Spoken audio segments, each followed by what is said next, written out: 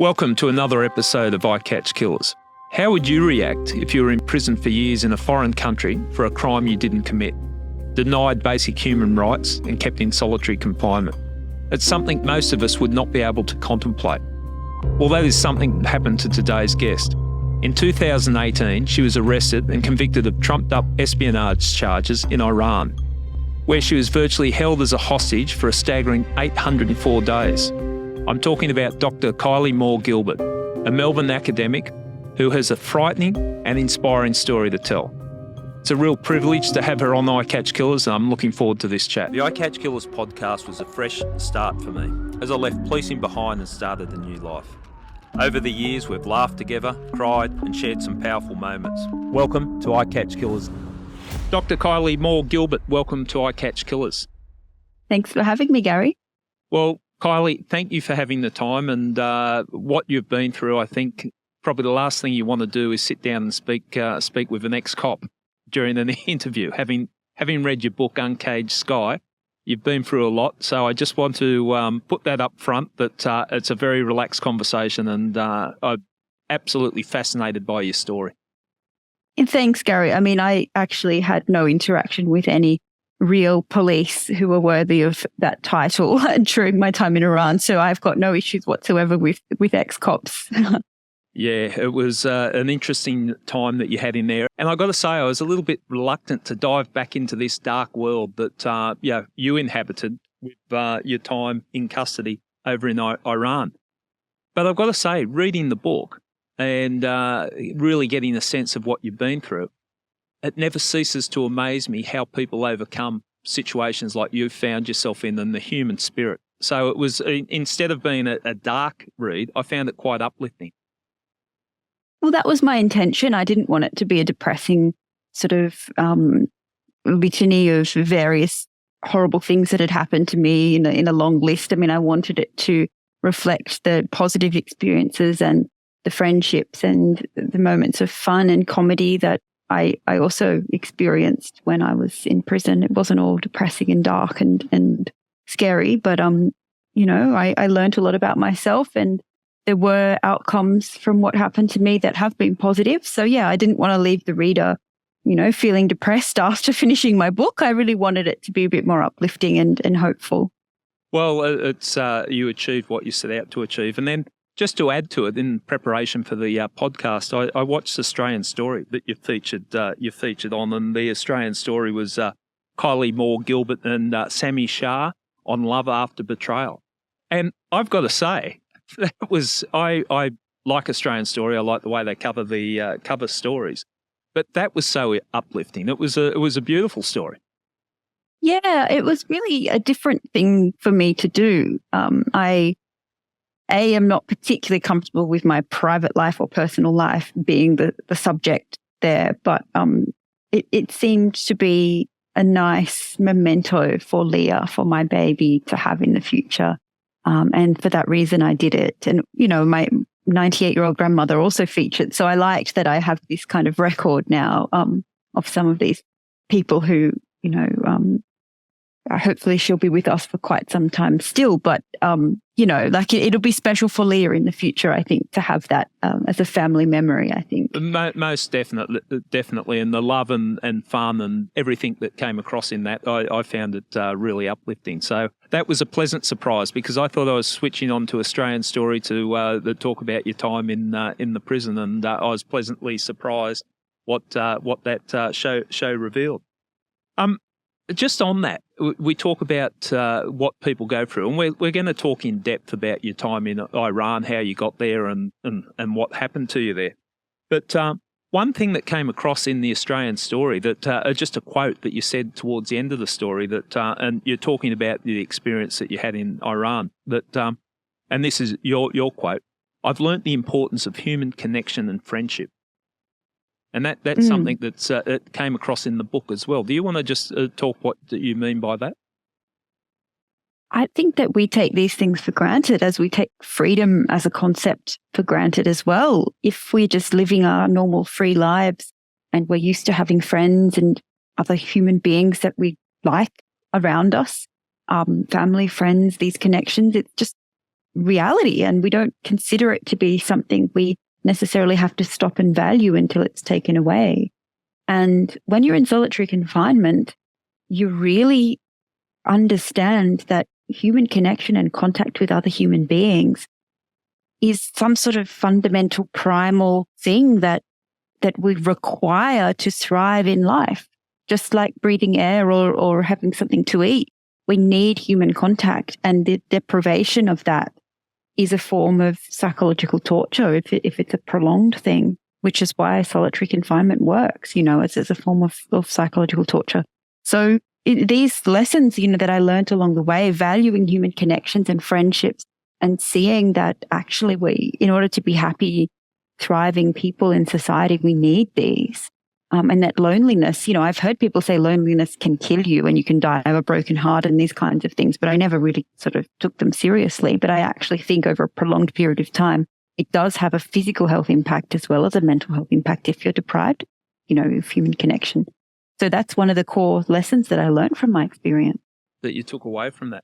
And look, I use a comparison and it pales into insignificance compared to what you went through. But I think a lot of us got to experience it during the COVID lockdowns with that isolation from human contact and that. And it can do strange things to you. You become very insular in your world. And seeing what you went through over in prison, I can only imagine how confronting it would be for you just to have that all taken away. And add to that, taken away, like I can understand, okay, you do the crime, you do the time type mentality, but you're sitting there with the frustration knowing that you haven't done anything wrong and you found yourself in this predicament. Yeah, being an entirely innocent person thrown in prison and having your liberty taken away from you due to no fault of your own is intensely frustrating, maddening, obviously very unfair and unjust. And yeah, I mean, even this sort of do your time aspect, there was sort of an unlimited nature to how long I would be there once I understood that I was essentially a diplomatic hostage and that my release would be dependent on some sort of agreement that would be made with the Australian government. There was an indefinite period that I knew I'd be sitting there waiting for that to happen. It wasn't that I knew, okay, I've got this 2 years and once 2 years passes and my sentence will be up and I'll be freed, even though I'm innocent. I still had that kind of limbo situation where whatever sentence they gave me didn't mean much anyway because I was sort of held hostage to this potential deal, and if and when it took place, I'd be freed, but I had no idea how long I'd be waiting. So that also sort of eats away at you as well. That uncertainty for someone that you want to be able to, okay, this is what I've got to achieve, or I've got to get to this benchmark, and have that taken away. Just so people understand the world that you found yourself in prison, I think just to put it in perspective, let's talk about your life before. It was September 2018 when you were arrested at Tehran airport, or detained. We're not even sure whether it was an arrest. That was even confusing in itself. But what was your childhood like? What was your upbringing like? I think I had a pretty standard childhood for Australia. I was born in Gosford, which is just north of Sydney on the coast, and we moved to Bathurst, which is inland, a few hours from Sydney in the central west of New South Wales, so a regional town. Grew up, did high school there, did a lot of sports, enjoyed school, was just a pretty normal child, I think.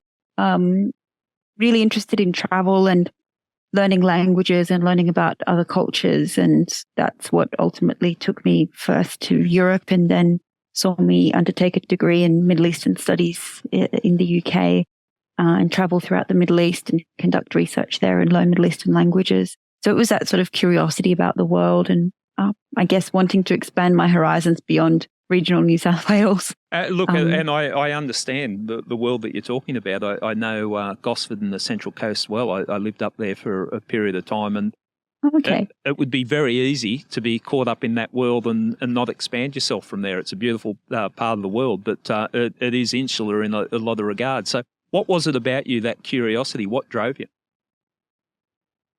I think I mean, I lived in Gosford or near Gosford until I was only about, I think, 9 years old. And then we moved into Bathurst, and Bathurst was too small for me. I never really liked it. I always felt culturally it was quite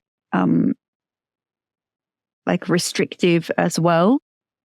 So I always kind of yearned to leave that space and explore further afield, including internationally. And my father's family is sort of scattered all over the world. So I grew up on stories of other cultures and of people in other countries. And I always wanted to travel. And I think it was that love of travel really that, you know, saw me decide to specialize in the Middle East ultimately for my career. So you did the backpacking after you finished school and that type of travel, get out and experience the world.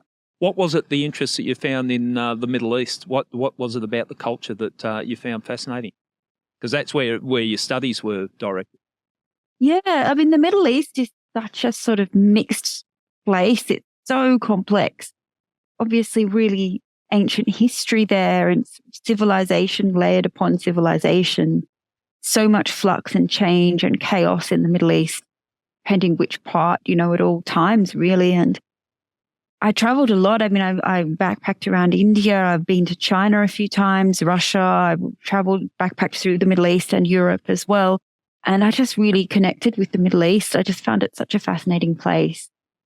And the history, the culture, the contemporary politics, also the geography. It's a really beautiful place, really varied and beautiful, amazing food too. It just really captivated me. And I was pretty confused about what I wanted to study and spent a few years backpacking and traveling before figuring it out. And I just thought, well, may as well follow a passion and an interest and sort of defer the professional side of it till later. And that's why I decided to undertake a bachelor degree in Middle East studies. Okay, and that progressed because you're a doctor, you got your PhD, and what was your PhD in relation to? So my PhD was looking at the Arab Shia communities of the Persian Gulf states, and I did field work in Bahrain, which has a Shia majority community but ruled over a Sunni minority. So it sort of pulled together a lot of the sectarian politics of the Arab world, and not wanting to bore your listeners too much. Maybe it's a bit dry, but, you know, like the Shia are a minority sect of Islam, and but they're the majority in Iran, interestingly enough.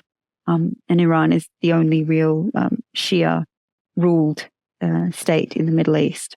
So, like looking at the sectarian politics and dynamics, particularly in the wake of the Arab Spring, which, you know, you probably recall happened in end of 2010 to 2011 in the Arab world, and the contemporary politics and dynamics of that in the Persian Gulf. So with that study and that desire to find out about the culture and the workings of the Middle East, you would have had a good understanding what Iran represented at the time you went over there. Now, if I understand it correctly, you were with Melbourne University at the time, and you were invited across for a conference. Yeah, so I was not a scholar of Iran. I'd never written anything about Iran, but there's obvious links there to my scholarship on Shia minority groups in the Arab world. So I was invited actually by an Iranian university to go to Iran, and it was meant to be a 2.5-week trip. I did a little bit of research while there as well as attending this conference, and a little bit of sightseeing tourism as well.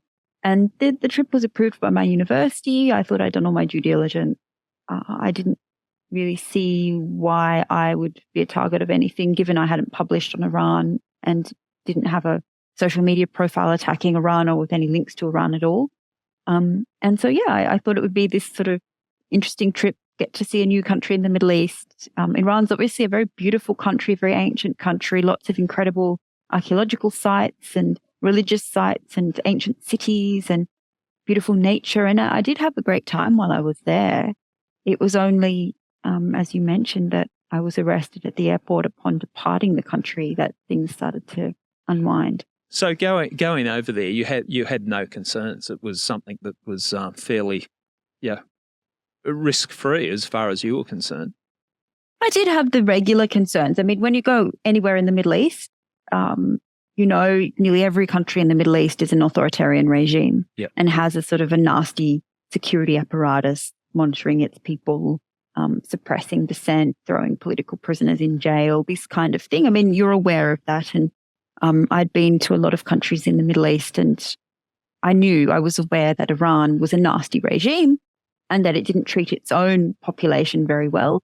But unfortunately, when you do field work in the Middle East, you just have to accept that as a reality in most of that region and take precautions. I mean, I knew there were red lines in Iran. I shouldn't talk about the supreme leader. I shouldn't talk about the hijab and women's rights and the Baha'i population and various other sensitive issues, the nuclear program, obviously, too. I knew that these issues were not to be brought up, particularly at the conference I was attending or anywhere where someone official could be listening. And I didn't bring them up. I thought that, I'd been, risk averse in what I was doing. And I was, again, my research was about Bahraini Shia communities. So another country, an Arab country and not Iran. So I thought, this would not be of particular interest to that regime. Won't be controversial. Now, I think it was because you were married at the time, and I think that's in part played a part in your demise over there. That if I've got it correct, your husband at the time was from Israel? Yeah, he had an Israeli passport, but he wasn't born in Israel, and he was born in Russia, and he lived in Australia. So, it was not publicly known that he had an Israeli passport. There was no record of that, and also not even a record that we were married, actually. I hadn't changed my name or anything. So I thought the Iranians wouldn't be able to discover that. And I don't think they knew that either until after my arrest, when it emerged in the interrogation. Yeah. Okay, let's talk about the arrest, because you've been to the conference, you've done your sightseeing, and you've had a good time, and you're looking forward to heading home. The only inclination that you had that there was something untoward going on in the background was that someone at the hotel that you were staying at said that there was some serious-looking dudes that came in asking questions about you. Yeah, and I kind of freaked out, actually, hearing that. This was the day before I was due to leave and depart the country. So I'd become friendly with the receptionist. He'd been practicing his English with me. I mean, Iranians love foreigners, and there's very few foreign tourists there. So every time they spot one, a lot of them are kind of clamoring to come and, tell them the few phrases they know in English and be hospitable and friendly. So this guy was one of those. And because he'd been chatting with me a bit, he thought he should give me a heads up that a group of men had come to the reception asking about me, and I hadn't been in the hotel at the time. And they'd come back and I wasn't there again a second time. And so he wanted to tell me, who are these guys? Why are they, looking for you? And he said to me, they're very bad men, but he wouldn't tell me who they were. I don't know if he knew who they were, but he probably suspected that they were the Revolutionary Guard, which is a sort of a notorious group in Iran. And I was obviously very worried hearing about that. And I pressed him to tell me. He wouldn't say, and actually said perhaps they're the tourist police. And I didn't know what tourist police were, or even if they existed in Iran. And that sort of confused me further. But he sort of tried to calm my feelings by saying, oh, it's probably they're just checking your passport or wanting to know your credentials are, okay. Yeah. And I guess tried to tell myself that, even though it, deep inside my gut, I had a sense that that wasn't the case. But I thought, okay, it's good I'm leaving tomorrow. My flight's scheduled for the next day. I'll depart, and, it's a very timely departure. I never in a million years imagined that they would, I think, put a red flag against my name and a flight ban and not actually let me depart on that flight. So talk us through that. You've had that, the lead up to it, but you still, even though you had that gut feeling in your back of your mind, you're thinking, this will be all right. I'll get on the plane, I'll be home, and it's another travel story. But at the airport, what happened there? I think there was some sort of mark against my name in their online system, because when I checked in, the guy from Emirates who was checking me in acted very strangely and took my baggage off the carousel after he'd weighed it and everything and given me my boarding pass. And I actually asked him, why are you removing my baggage? And he wouldn't say. He said some vague thing like, oh, it's fragile, so we need to take it off. But I was like, well, why is my baggage fragile? I didn't tell you it's fragile. And I just remember thinking at the time, that's really odd. But, he, gave me my boarding pass and said, keep going. So I let that slide, I guess, and went to passport control. And that's when a group of black-clad men approached me. There was a female black-clad chadori, which is a garment worn from the head to the toes, a full black kind of tent. Chador actually means tent over her head, which is a highly religious woman in Iran. She was a female guard, and she grabbed my elbow and sort of pulled me physically as these men sort of surrounded me and maneuvered me away from the queue to passport control and told me they have a warrant for my arrest. But the warrant, they showed me, it looked really dodgy. It was just a printout on an A4 page, all in Farsi. It looked like it had just been mocked up on Microsoft Word. There were no stamps or insignias or anything official that made it look like an actual warrant. It was, so anyone could have written anything, and none of it was in English. So it could have been, a menu from a restaurant in Farsi as far as I knew, Wouldn't know. And so I didn't know who these people were. They didn't have a uniform. There was no badge or anything. They didn't look like the police or the border security or anybody. So as far as I knew, this gang of people dressed in black had just taken me out of the queue for passport at the airport and maneuvered me into this nondescript room, I guess an interrogation room inside the airport itself. And I saw that they'd taken my bags, and I saw them there in the hallway outside the room. And I was interrogated there for quite a number of hours. I'd missed my flight at that point, and it still at that point wasn't clear to me who these people were or what I was being accused of. How did you feel at that point when you missed your flight? Because that's all of a sudden this has got a little bit serious. This is, it's not a delay, an inconvenience. This is now you've missed your flight. You've been asked questions. Was there a particular line of questioning they were asking you? Did it make sense what they were asking you? No, they were just scattergun, I think, it was a kind of a shakedown. I don't think they knew enough about me or whether I was properly suspicious to them or not. I think I had been flagged with them as a suspicious person to investigate, and they were wanting to shake me down for information, get all the passwords to my emails and get my laptop and phone and go through all of that and see if they could find anything on me. I had initially thought, okay, this is a misunderstanding. I'll just clear everything up and they'll let me go and catch my flight. So I didn't really take them seriously. Also, their English was terrible. So they had said arrest warrant, but maybe they didn't, that was a mistranslation. And so initially I just sort of thought, okay, I'll just clear this up and I'll show them I haven't done anything wrong and they'll let me catch my flight. And I was kind of counting down, looking at a clock on the wall. And when I realized that I had missed my flight, it compounded everything, and I really did feel quite stressed and anxious at that point. I'm just curious, in a situation that you find yourself like that, was it crossing your mind to contact the Australian Embassy or reach out to someone? Could you make a phone call, or were you disempowered with any of those options by the way that I didn't have my phone. They took my phone away immediately. They took my handbag and my laptop and everything from me as soon as I entered the room. And I had no way of contacting anyone. I had messaged my family, however, from the airport, saying I'd arrived at the airport and I was waiting to check in for my flight. So I was confident they would know something happened to me when I didn't make it home on the flight I was supposed to. But I wasn't able to contact anyone at that point. So what happened then? After quite some time, I think maybe 6-7 hours, I was removed from that room and taken out of the airport into a blacked out vehicle. I had 2 female guards sitting on either side of me, and I was in the back seat of the vehicle in the middle. And we drove into Tehran again. I was told to put my head between my legs so I couldn't see where we were going. When we reached northern Tehran, I recognized that we were there because my hotel I'd been staying was in a similar area. And so I couldn't see the streets or the buildings. And we went into an underground parking garage and went into what appeared to be some sort of safe house or some sort of apartment under the control of the men who'd grabbed me. And I was interrogated there overnight. I wasn't allowed to sleep. And I was also videoed on a handheld camera at various moments in that overnight interrogation.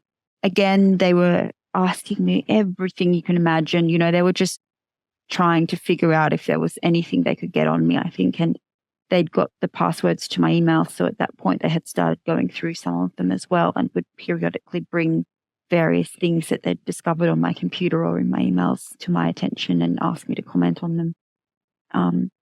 And I was exhausted after that overnight session at about 9 or 10 a.m., I think. They then moved me again, this time to a hotel that was under their control, under their surveillance, just off Vali Asr Street in central northern Tehran, called Ideal Hotel, which is quite ironic. And the hotel staff were complicit. Maybe they even worked for them. I don't know. There were cameras in the room and voice recorders. And I was essentially imprisoned in that hotel room for a week. And they would come there each day to interrogate me. What you're describing there and, looking at what you went through after that, I suppose that's why you put it in perspective. But and that's why I think it's interesting, your background and all that. To be put in a situation, what you've just described, that would be terrifying. You've lost. I don't think people appreciate it until it's happened to them when your rights have been taken away from you. You're in custody under the control of another person. To have that with all the confusion, it wasn't like knew you'd been arrested by the New South Wales Police or Australian Federal Police and there's due processes. You're in a very difficult environment. Was it going through your mind to just run? What was going through your mind? My mind was just a scramble of various anxieties and doubts and regrets and just trying to figure out what the hell was happening to me. These guys had been lying to me constantly, particularly in the hotel. They had been saying, you just answer all of our questions. When this process is finished, we'll put you on a plane and let you go back to Australia. You just need to cooperate with us and answer everything first. So they were trying to placate me. And I guess some part of my mind clung to that and said, okay, take them by their word, do what they say, answer their questions. You're innocent. You've done nothing wrong. So just make that clear and they'll let you go. But I had a feeling also that the interrogations weren't going well and they were becoming more and more aggressive and accusatory each day. So I could sense the dynamic in the room was shifting and not in my favor, and that I had this sinking feeling in my stomach that things were going to go badly for me and I wouldn't be necessarily sent home. So it was just, I was in a terrible mental state and I did think about running away. The problem was I didn't have any money. I didn't have my phone. I didn't have a computer. I didn't know where the Australian embassy was. I didn't know where to go or how to run away. And I thought they would be watching me and assumed that someone was surveilling me at all times as well. It looks easy on the movies, a little bit more difficult in real life just to escape. Is there anything, like with looking back, that you would have done differently in that first week? Is there anything that you think you could have done or possibly would have made the outcome a little bit different? Oh, I should have tried to escape 100%. Right, okay. I should have. Yeah. Because they allowed me to leave the hotel on a couple of occasions. I believe I was followed and that was a test to see where I would go and what I would do. But what I should have done is, tried to booze whoever was following me, do some laps of the Tehran Metro Underground, change as many stations as I could, as many times as I could. Most likely the people following me were men. There were women-only train carriages on the metro, so I could have tried to get away from them there. And, I had a lot of time to think about this. Yeah. But the Iranians are very friendly people, so I could have gone up to someone in the street had I thought I'd lost whoever was tailing me and asked them, hey, can I borrow your phone for a second? Can I check Google Maps or can I try and call the embassy from your phone and try and figure out how to get there? My chances of getting there were probably quite slim, but I should have tried. Yeah. Obviously, in retrospect, we know these things, but at the time, I just couldn't imagine in a million years that I'd be thrown in prison. But, Kylie, I think the problem we got here too is that you haven't done anything wrong, and we all believe, we all hang on to that hope. There's a sense of justice, and that justice will prevail. And unfortunately, with your situation, it was far from it. Week in the hotel, what was the next stage, or where did it escalate to the next level? So they told me they were moving me again, but they didn't tell me where I was going. I was brought down to the breakfast room of the hotel, which had been taken over by Revolutionary Guards. At the time, I didn't know that's who they were. A lot of men dressed in black.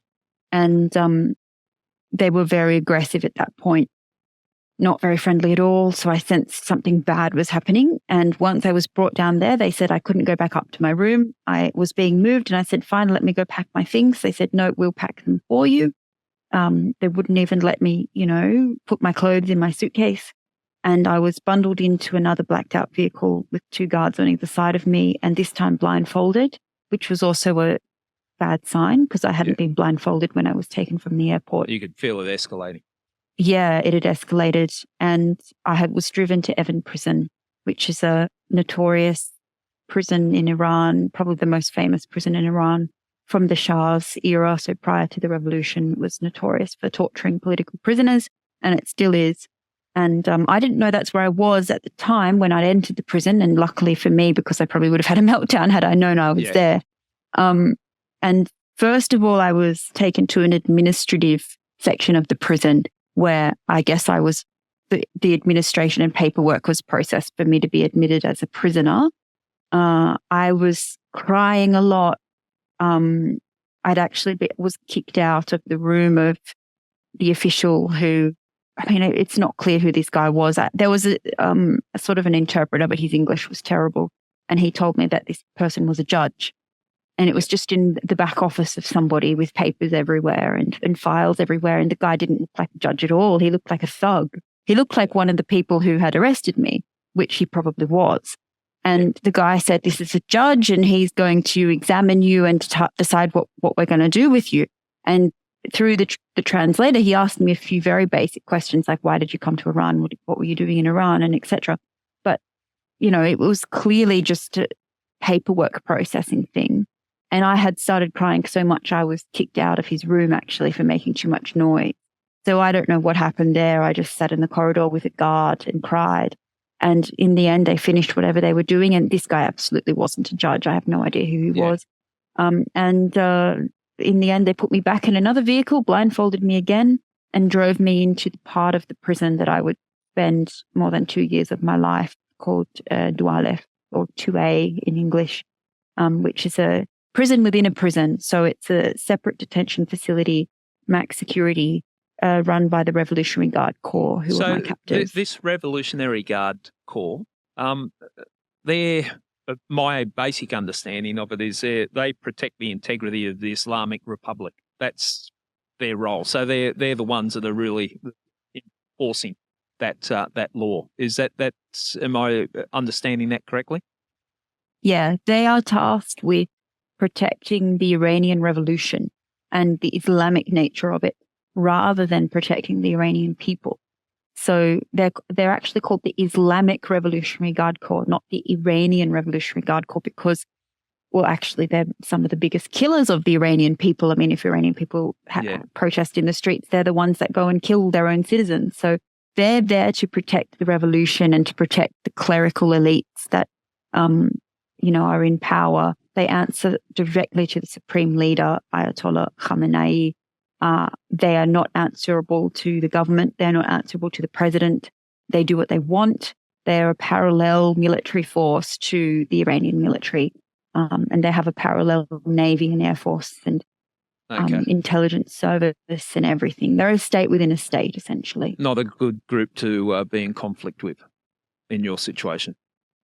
They were the worst possible actor who could have captured me because the Iranian intelligence services, which is the government spy agency, also kidnaps foreigners. Yeah. But they're a little bit easier to deal with because they're the government, the foreign ministry, the embassies, everything's run by them. So you can make contact with them and they're a little bit perhaps easier to negotiate a release with.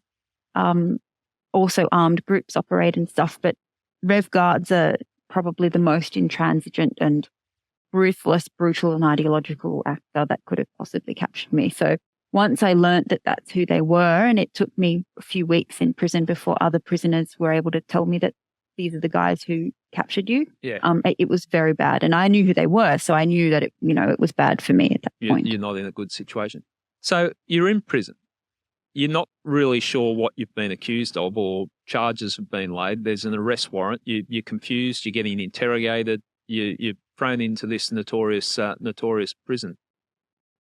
What's going through your mind? Because I'd be screaming out, I want to contact someone. I would imagine you'd be wanting someone to at least tell you what's going on. How did you react to your situation that you found yourself in? I was profoundly confused. Obviously, I was very anxious and upset and stressed, but I was also confused because no one explained to me anything. And I did not speak Farsi. Nobody spoke English. I was thrown into this women's ward of 2A with female guards. Everything's gender segregated in Iran, including the prisons. None of the female guards spoke English. They come from very impoverished backgrounds, largely extremely religious and ideological as well. I was thrown into solitary confinement. Nobody could explain to me anything. I didn't even understand the procedure for going to the toilet. There was no toilet in my little cell. I didn't know how to get food. I just didn't know where I was. I didn't know still who'd captured me. I don't know what was happening. I was imagining the worst. Obviously, I knew these men were aggressive and dangerous. I was thinking, now they've thrown me in this. I didn't know I was in a prison, but I was in some sort of detention center. I thought, okay, there could be sexual violence. There could be physical torture. I would hear the sounds of other prisoners screaming and, people were obviously in distress inside the facility I was being kept in. And I didn't understand if that was because they were being tortured or they were just yelling and screaming because they were upset.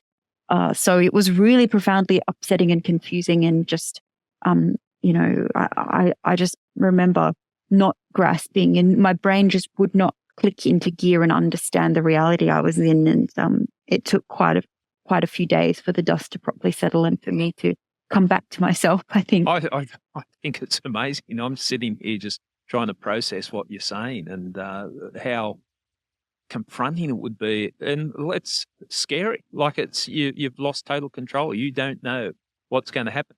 In your book, you describe the interrogation because that was a big part of the early time that you were detained, constantly being interrogated. And this quote from your book, "I'd done nothing wrong, and here I was being questioned by a pack of fanatical religious Iranian men who had arrested me without justification and were holding me prisoner." How do you process it? How do you process that? You go through various cycles of emotion. I mean, there was a lot of anger. At times I was very angry, and I actually considered, because they'd lied to me so much, they said to me when I was in the hotel, cooperate with us and everything will be fine and we'll send you home.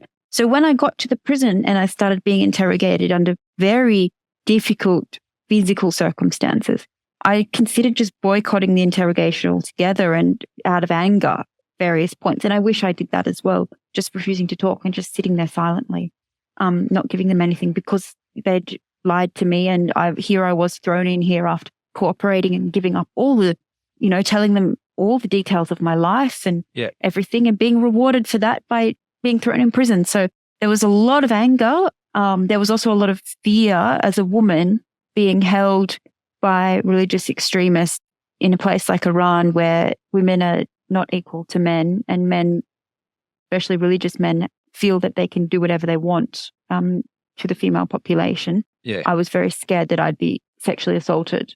So I think that fear perhaps made me cooperate, even though I had a lot of anger and rebellion inside me in those early days too. But look, Kylie, you're at a disadvantage as well. You're going in there as a citizen, a law-abiding citizen that is not accustomed to this type of thing. You're saying how you could have reacted now, but you've been hardened by your experience, and it's not easy. By nature, people want to get along, and you think, okay, well, if I just do what they say, it's not going to be a problem, and it just sort of kept escalating. Did you get a sense what they wanted from the interrogation? Like you said that initially it was the shotgun approach, just trying to find out what have we got here. Did it? You're a smart lady. Did you start to work out what they were trying to get from you? Yeah, I could. They were clearly building a narrative. They were clearly trying to get detail and information to construct some sort of bogus narrative, claiming. I mean, I didn't know that they would claim I was a spy, because they would say different things to me at different times. Sometimes they would allude to me potentially being duped into being a spy by somebody else, or being duped without being aware myself that I was gathering information or something. Innocent agent type. Yeah. So they've sort of ran that theory for a bit. They ran various theories that maybe I was a spy for Bahrain because I'd done my research there, or maybe I was an Australian spy, maybe I was a British spy, maybe I was an Israeli spy. It wasn't clear. I don't even think they knew what they were accusing me of, but they were just testing all sorts of theories and building some sort of narrative with the eye to presenting that narrative to a kangaroo court and having me convicted. Although at the time I didn't know I would be sent to court. And I still had the sort of forlorn hope that maybe I could show them that I was innocent, and in the end it would be resolved. But that was part of the insidious way that you were being treated, because you always had that carrot dangled at you. Just cooperate and we'll put you on the plane, send you home. And when did you realise you were actually going to be charged? I didn't know I'd be charged until they told me I'd be charged. It had been about 4 months of interrogation at that point, and I developed a friendly rapport with the main interrogators. Particularly, one of them was a kind of an interpreter/interrogator. He did speak English, although not fluently, and had been, after a while, tasked with doing the main interrogations. And I'd been very friendly and chatty to him and tried to pull him on to be sympathetic to me. And, I'd got a few concessions, including some food items and toothpaste and various things out of him by doing that. And he had pulled me aside and said, "Hey, look, we're going to send your file to court. We're going to charge you with espionage." And I didn't know espionage for whom, for which country, but it was just surreal. And, they'd lied so much I couldn't trust it. That was actually the truth either. So I thought, okay, well, that's a potential thing, I guess. But it seemed so ludicrous and far-fetched that I kind of half expected it not to happen, and that to be a ploy or a game or something, a twist in what they were up to as well. So there was just mind games constantly. You couldn't really know what was going to happen. It wasn't until I was actually brought to the physical court to hear the bill of indictment read and have it translated into English that I understood that, okay, yeah, I'm going to be put on trial. Okay. And what was your charge? Something called cooperation in espionage, which I don't understand still what that means. It wasn't just espionage, cooperation in espionage. For the Zionist entity, which is what they call Israel. I think they went with Israel in the end because that's the biggest enemy of Iran and the most kind of outrageous charge to give a foreigner, and maybe it would play best with their base and their audience. But there was no evidence of any link to Israel or Israeli government or intelligence. Did you get to see a brief of evidence or any evidence that they presented to substantiate the charge? Oh, they don't care about evidence. There's no evidence. I don't even think they presented evidence to the court. I certainly didn't see anything. They had a file on me, but I never saw anything in it, and the whole thing was a farce. I didn't even. There was a section in your book where you talk about the brief of evidence, but it was so top secret no one could see it, including yourself and your solicitor or something. Yeah. It was beyond ridiculous. Yeah, the judge said, we've got this file on you and it's so top secret, only 10 people in the country are allowed to see it and I'm one of them or something. And obviously myself and my lawyer were not in that 10 people. So, I mean, the whole thing was a joke, really, I think. They had interrogated me and probably twisted various aspects of my story into a narrative that fit whatever they were trying to put to the court. And that was probably what was in this file. But there was no actual evidence. There was no documents. There were no witness statements. There was nothing that would incriminate me at all. It's hard to defend when you don't know what you're defending. Did you have contact with the Australian Embassy or the consulate? They blocked all access from the consulate or from the embassy until the interrogation phase was over. Yep. Once they'd referred my file into the court system, they allowed a consular visit. I think it was about 4 or 5 months into my incarceration. And in this consular visit, I was not allowed to discuss my case, the reasons for my arrest, the conditions in the prison, nothing. I was only able to show that I'm, I guess, proof of life, or like this is the first time they'd seen me, that they knew I was alive. and discuss my health situations if I had any health needs, and then receive messages from family from the ambassador. So, had you had any communication with? So this is I'm just trying to picture the timeline. So from the time of arrest, it was about 4 or 5 months later that the charges and their court appearance. Had you had communication with your family? I had been allowed to send some WhatsApp messages to my family. Upon my initial arrest, when I was in that safe house getting interrogated overnight after being up at the airport, they had instructed me to send a message to my parents on WhatsApp saying some silly story that my parents would have seen through instantly. Oh, I found this research opportunity in Iran and I'm going to extend my trip by a few weeks and that's why I'm not coming home. Yeah. They knew I'd checked in at the airport. So why would, that was just ludicrous. Yeah. So there had been periodic contact with my family from time to time, but this was the first time I'd been allowed to contact anyone official from the government, from the embassy, and actually they could physically see me in person. Right. Now, let's talk about your interrogator. I'm not sure if it's a person you're referring to there, Quasi Zaire? Qazi Zadeh. Zadeh. There's a story in itself in that one. Describe Quasi to us, first of all, and what role he was playing in your incarceration. So this fellow Qazi Zadeh, which is what he called himself, it's not his actual name, he was a very senior Revolutionary Guard intelligence figure who didn't actually interrogate me, but was kind of above the interrogators. He was sort of seen as the responsible person for my entire case and for presenting the legal dimensions of it to the court. He was also a recruiter for foreign spies for the Revolutionary Guard Corps. He was present on the night of my arrest in the airport, but he was not the interrogator. There was a different faction that was interrogating me. And there was a different faction that interrogated me during that 4 months that I spent in prison at the beginning for the pre-court interrogation.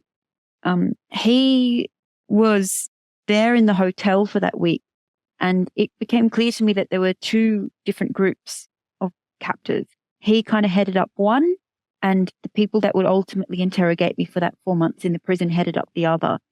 His faction was interested in recruiting me, I think, and keeping me out of jail. It was their decision to bring me to the hotel and not put me straight into prison. They saw me as somebody they could potentially recruit and could get to spy for them abroad, and wanted to, I guess, manipulate me into working for them. Whereas the other faction was much more suspicious of me, wanted to throw me in prison immediately and interrogate me and put me on trial and make me into a diplomatic hostage. So his faction lost that battle in the hotel. And I could see that they were often working against one another or didn't agree with one another. But then he managed to reassert himself and come back on the scene following the referral of my case to the court, and managed to take over the management of my whole case. And I think he developed a sort of interest in me, a more romantic interest in me, let's say, particularly in the second half of my time in prison, which became quite, I guess, like dangerous for me. It was walking a very fine line between not wanting to reject him outright, which would bring consequences for me that weren't good, but also not wanting to encourage him outright either, which would also bring bad consequences. And I didn't have any power. I mean, this is a man who had complete and utter power over every aspect of my life. So that was really difficult to navigate, and I don't think I navigated it particularly well. But he was a constant figure throughout my entire time in Kylie, prison. I think you're being hard on yourself. I don't know how you navigate through that.